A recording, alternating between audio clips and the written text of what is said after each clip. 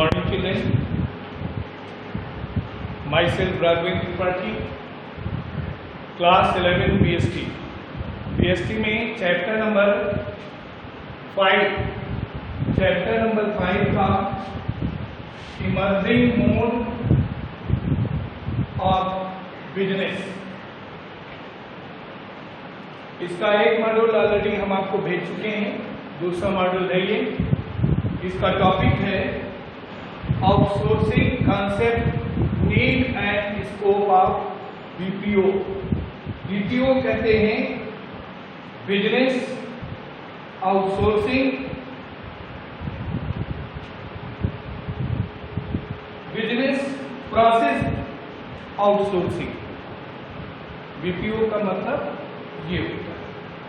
इसमें बड़े बड़े फैक्ट्रीज, कंपनीज जैसे फॉरेन कंपनीज, विप्रो, एजीज, जैसे बीपीओ, इन्फोसिस, इस तरह के वर्ल्ड लेवल की जो कंपनीज हैं वो इसमें जो बिजनेस का आउटसोर्सिंग है उसके बारे में बताता है। तो आउटसोर्सिंग का जो कॉन्सेप्ट मेन चीज,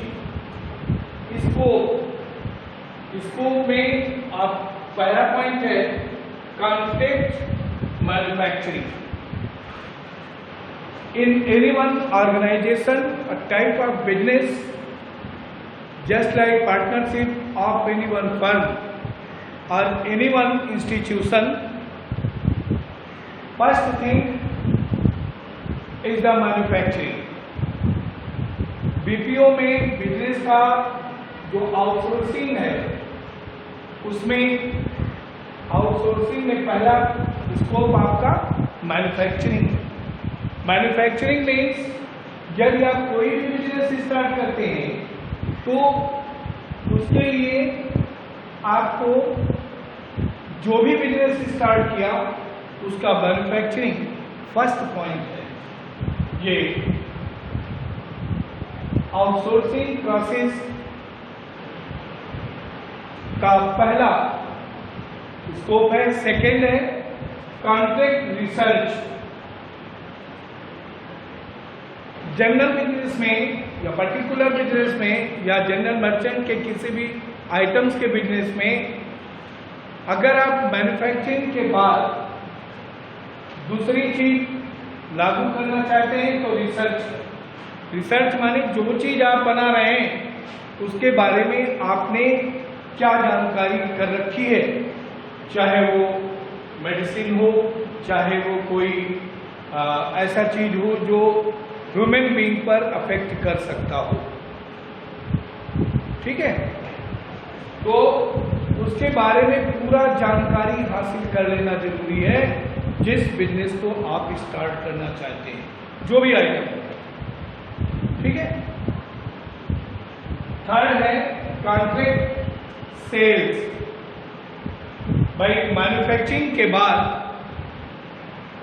उसके बारे में पूरी जानकारी ली, जानकारी लेने के बाद में अगर वो माल बनकर के तैयार हुआ तो उसको आप सेल करेंगे।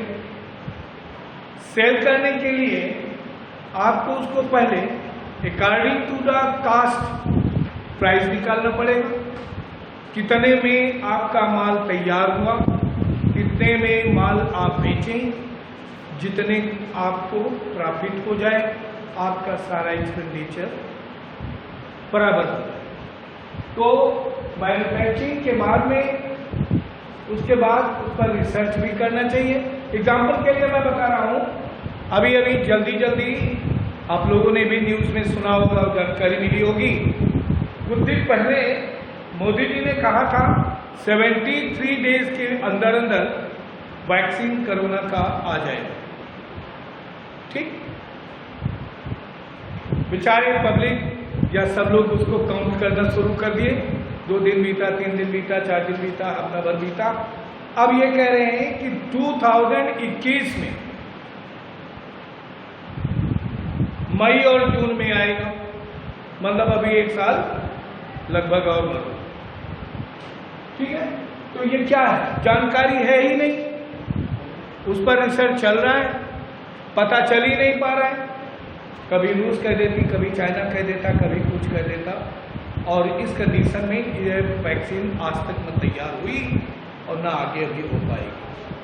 ठीक है, ये ऊपर वाले की बात रहेगी, जहाँ पर जो बच गया वहाँ पर वो बच गया, क्योंकि ये एक बहुत बड़ी महामारी है। थर्ड आया इंफॉर्मेटिक। इंफॉर्मेटिक में अगर आपने मैन्युफैक्चरिंग कर लिया, रिसर्च कर लिया, उसके बारे में जानकारी कर ली, शेयर कर दिया, तो इसका आपको एडवर्टाइजमेंट भी करना पड़ेगा, मतलब इन्फॉर्म करिए। आउटसोर्सिंग में आपको इन्फॉर्म भी करना पड़ेगा कि मैंने ये माल बनाना शुरू किया है, इस माल को हम मार्केट में लॉन्च कर रहे हैं। जैसे आप मोबाइल देखते हो, नया नया मोबाइल जब आया तो जो पुराना रखे रहते हैं वो बेच के और पैसा लगा के दूसरा ले लेते हैं, है ना ऐसा। तो ये चीज़ें, हमारा कहने मतलब ये है कि इंफॉर्मेशन भी मस्ट है कि आपकी आप कंपनी का नाम क्या है, मैन्युफैक्चरिंग क्या कर रहे हैं, सेल कर रहे हैं, उसके बारे में इंफॉर्मेशन होना चाहिए। हालांकि आगे चल करके बिजनेस का एक अपना एक ब्रॉड रूप ले लेता है, जिसके कारण ये होता है, आगे सक्सेसफुल बिजनेसमैन बन सकता है। अब आया नीड ऑफ बीपीओ। इसकी आवश्यकता क्यों पड़ी बिजनेस प्रोसेस आउटसोर्सिंग की? क्योंकि